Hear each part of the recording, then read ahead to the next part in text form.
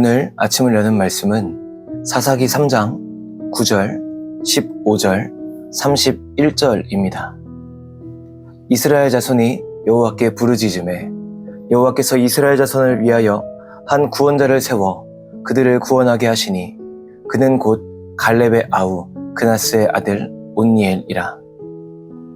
이스라엘 자손이 여호와께 부르짖음에 여호와께서 그들을 위하여 한 구원자를 세우셨으니 그는 곧 베냐민 사람 게라의 아들 왼손잡이 에훗이라. 에훗 후에는 아낫의 아들 삼갈이 있어 소모는 막대기로 블레셋 사람 600명을 죽였고 그도 이스라엘을 구원하였더라. 사사기 3장은 2장의 긴장 속에 머물러 있습니다.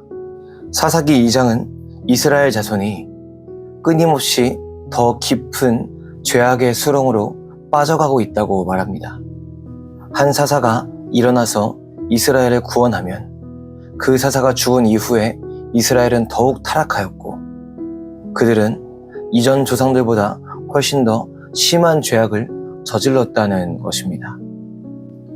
하지만 하나님은 이 사람들을 버리지는 않으셨습니다.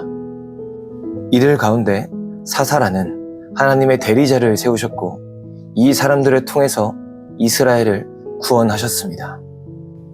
오늘은 사사기 3장에 나오는 3명의 사사를 살펴보며 우리가 이 시대 속에서 어떠한 사명을 감당해야 하는지, 어떻게 주님을 섬길 것인지 함께 은혜를 나누도록 하겠습니다. 먼저 7절을 보면 이스라엘이 하나님을 떠났고 하나님은 이스라엘을 메소보다미아 왕 구산 리사다임의 손에 넘기셨다고 말합니다. 이스라엘 사람들은 압제가 너무 심하자 하나님께 부르짖습니다. 그러자 하나님은 한 구원자를 세우십니다. 바로 9절에 등장하는 온니엘입니다. 온니엘에 관한 설명을 보면 이 사람은 하나님의 영에 힘입어서 구산 리사다임과 싸워서 이겼다고 말합니다. 이후에 이스라엘은 다시 타락합니다. 12절에 보면 하나님께서 모압 왕 에글론을 강하게 하셔서 이스라엘을 압제하게 하십니다. 또 이스라엘 자손이 하나님께 부르짖습니다. 하나님은 이번에도 한 구원자를 세우십니다. 바로 15절에 등장하는 베냐민 지파 사람 에훗입니다.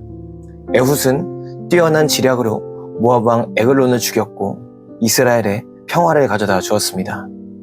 그리고 3장의 마지막 절인 31절에 보면 또 한 사람의 사사가 등장합니다. 바로 삼갈입니다. 온니엘과 에훗과 삼갈, 이 세 사람이 우리에게 주는 교훈은 무엇입니까? 먼저 온니엘을 봅시다. 9절을 보면 온니엘의 출신이 나옵니다. 그는 갈렙의 아우 그나스의 아들입니다. 이 사람은 유다지파인데 유다지파로 소개되지 않습니다. 성경이 온니엘을 유다지파로 자랑스럽게 소개하지 않는 이유는 그가 이방인 출신이기 때문입니다. 온니엘은 순혈 이스라엘인이 아니었습니다. 그의 친척 갈렙처럼 에돔족 속으로부터 편입된 이방인이었습니다. 이스라엘 사람들의 눈으로 볼 때 출신이 그리 좋지 못한 사람이었습니다. 그 다음으로 에훗을 봅시다. 15절 말씀을 보면 에훗은 베냐민 사람 게라의 아들 왼손잡이라고 나옵니다. 왼손잡이라는 말은 왼손을 주로 쓰는 사람으로 이해가 됩니다. 하지만 원어를 보면 조금 뜻이 달라집니다. 원어의 뜻으로 보면 에훗은 오른손이 불구인, 오른손을 아예 쓸 수 없는 사람이었습니다. 즉 에훗에게는 신체적인 결함이 있었습니다. 이스라엘을 모압에서 구원하기에 제약이 많은 사람이었습니다. 마지막으로 삼갈을 봅시다. 삼갈은 아낫의 아들이라고 나옵니다. 아낫은 가나안의 전쟁신의 이름입니다. 즉 삼갈은 정통 이스라엘 사람이 아닌 이방인 출신입니다.